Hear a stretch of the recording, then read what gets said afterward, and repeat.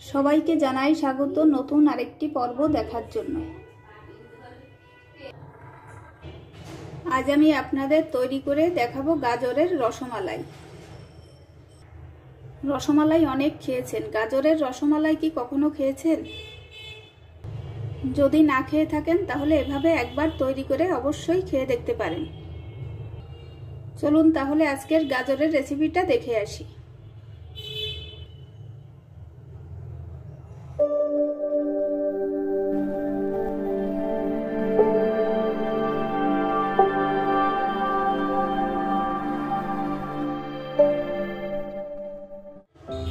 গাজরের রসমালাই তৈরির জন্য এখানে আমি একটি গাজর ছুলে নিয়েছি।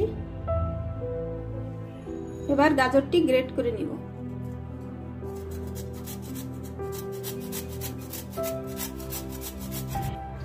দেখুন আমি পুরো গাজরটা গ্রেট করে নিয়েছি। এদিকে কড়াইতে আমি 1 কাপ জল গরম করতে দিয়েছি। দেখুন জল ফুটে উঠেছে। এবার গ্রেট করা গাজর দিয়ে দিব।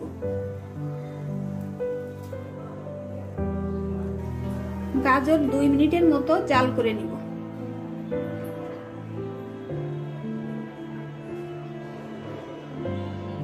এবার গাজরের ভিতর দিয়ে দিব 1/2 কাপ দুধ।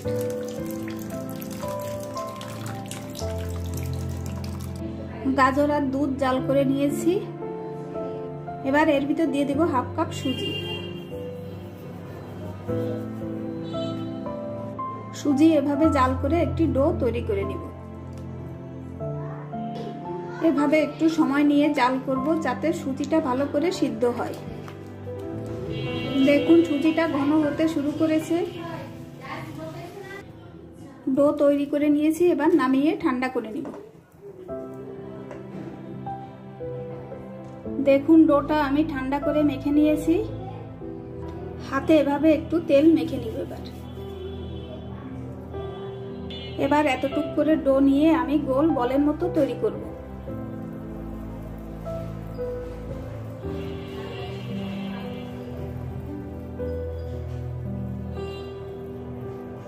দেখুন এভাবে আমি সবগুলো বল তৈরি করে নিব।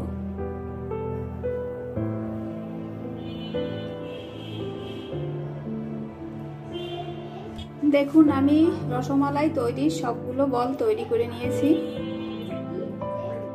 এদিকে আমি 1 লিটার দুধ জাল করে অর্ধেক করে নিয়েছি।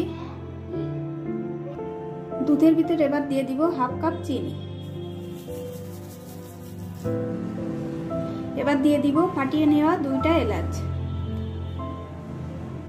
এবার গাজর সুজি দিয়ে তৈরি করা বলগুলো দিয়ে দিব।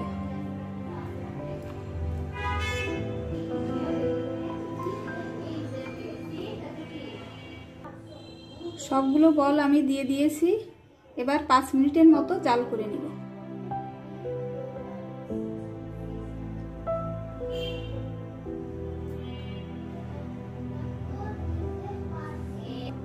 দেখুন রসমালাইগুলো ফুলে কতটা বড় হয়ে গেছে।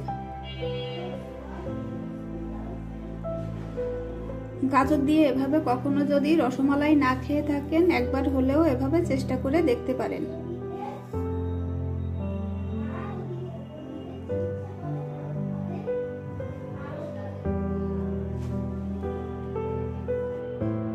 আমার রসমালাই তৈরি হয়ে গেছে। চুলা বন্ধ করে দিয়েছি।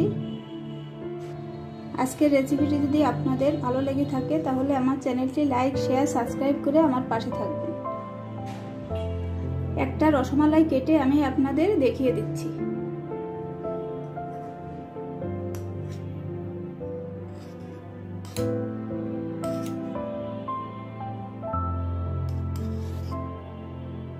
দেখুন কতটা নরম হয়েছে।